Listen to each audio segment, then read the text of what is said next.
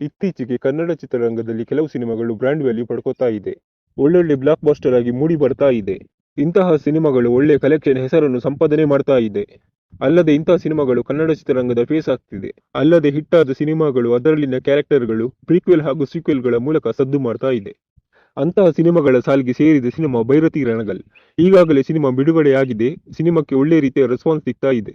Simple ಕತೆಗೆ emotional ಮತ್ತು mass elements ನ ಸೇರಿಸಿ ಅನ್ವಾಂಟೆಡ್ ವಿಷಯಗಳನ್ನು ಸೇರಿಸದೆ ಸಿನಿಮಾ ಮಾಡಿ ಗೆದ್ದಿದ್ದಾರೆ ನಿರ್ದೇಶಕ ನರ್ತನ್ ರವರು. ಆಡಿಯನ್ಸ್ ಪಾಲ್ಸ್ ನ ಚೆನ್ನಾಗಿ ಅರ್ಥ ಮಾಡಿಕೊಂಡಿದ್ದಾರೆ. ಸಿನಿಮಾ ಎಂಗೇಜಿಂಗ್ ಆಗಿ ಇಟ್ಟಿದ್ದಾರೆ.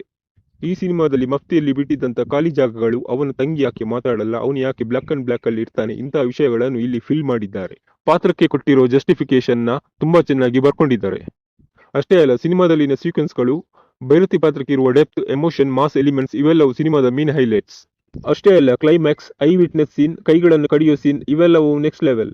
ಇನ್ನು ಶಿವಣ್ಣ ಅವರ ಲುಕ್, ಕಣ್ಣಿನಲ್ಲಿ ಎದುರಾಳಿಯನ್ನು ಎದುರಿಸೋ ರೀತಿ, ವಯಸ್ಸಿಗೂ ಮೀರಿದ ಸಾಹಸ ದೃಶ್ಯಗಳು ಇವೆಲ್ಲವೂ ಗಮನವನ್ನು ಸೆಳೆದಿತ್ತು. ಸಿನಿಮಾವನ್ನು ಮೆಚ್ಚಿ ತಮ್ಮ ನೆಚ್ಚಿನ ನಟನೆಗೆ ಅಭಿಮಾನಿಗಳು ಜೈಕಾರವನ್ನು ಹಾಕ್ತಿದ್ದಾರೆ. ಚಿತ್ರ ಪ್ರೇಕ್ಷಕರಿಗೆ ಅಷ್ಟೇ ಅಲ್ಲ, ಸಿನಿಮಾ ತಾರೆಯರಿಗೂ ಕೂಡ ಇಷ್ಟ ಆಗಿದೆ. ದುನಿಯಾ ವಿಜಯ್ ಅವರು ಸಿನಿಮಾ ನೋಡಿ ಮೆಚ್ಚಿ ಮಾತಾಡಿದ್ದಾರೆ. ಹಾಗೆ ವೀಕ್ಡೇಸ್ ನಲ್ಲೂ ಕೆಲವು ಥಿಯೇಟರ್ಗಳು ಹೌಸ್ಫುಲ್ ಪ್ರದರ್ಶನ ಕಾಣ್ತಾ ಇದೆ. ಇದಕ್ಕೆ ಪೂರಕವಾಗಿ ಮೊದಲ ದಿನವೂ 25,000 ಟಿಕೆಟ್ ಸೋಲ್ಡ್ ಔಟ್ ಆಗಿದೆ. ಇನ್ನು OTT ಬ್ರ್ಯಾಂಡಿಂಗ್ ಸ್ಯಾಟಲೈಟ್ ರೈಟ್ಸ್ ನಿಂದ ಈಗಾಗಲೇ ಕೋಟ್ಯಂತರ ರೂಪಾಯಿ ಕಲೆಕ್ಷನ್ ಮಾಡಿದೆ. ಕರ್ನಾಟಕದ ಡಿಸ್ಟ್ರಿಬ್ಯೂಟರ್ಗೆ ಸಿಕ್ಕಿರುವ ಲೆಕ್ಕದ ಮಾಹಿತಿ ಪ್ರಕಾರ ಭೈರತಿ ರಣಗಲ್ ಕೆಲವು ಕಡೆ ಕಲೆಕ್ಷನ್ ಸ್ವಲ್ಪ ಡ್ರಾಪ್ ಆಗಿದೆ. ವೀಕೆಂಡ್ ನಲ್ಲಿ ಮತ್ತೆ ಕಲೆಕ್ಷನ್ ಏರಿಕೆಯಾಗುವ ಸಾಧ್ಯತೆ ಇದೆ ಅಂತ ಹೇಳ್ತಿದ್ದಾರೆ. ಒಟ್ಟಾರೆ ಚಿತ್ರ ಇದುವರೆಗೆ 12 ಕೋಟಿ ಕಲೆಕ್ಷನ್ ಮಾಡಿದೆ. ಒಂದು ಅಂದಾಜು ಲೆಕ್ಕ.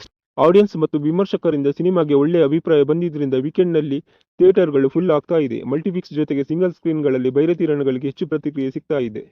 ಸದ್ಯಕ್ಕೆ ಯಾವುದೇ ಬಿಗ್ ಬಜೆಟ್ ಸಿನಿಮಾಗಳು ಇಲ್ಲದೆ ಇರುವುದರಿಂದ ವೀಕೆಂಡ್ ಹೊತ್ತಿಗೆ 20 ಕೋಟಿ ಕಲೆಕ್ಷನ್ ಮಾಡಬಹುದು ಎನ್ನುವ ನಿರೀಕ್ಷೆ ಇದೆ.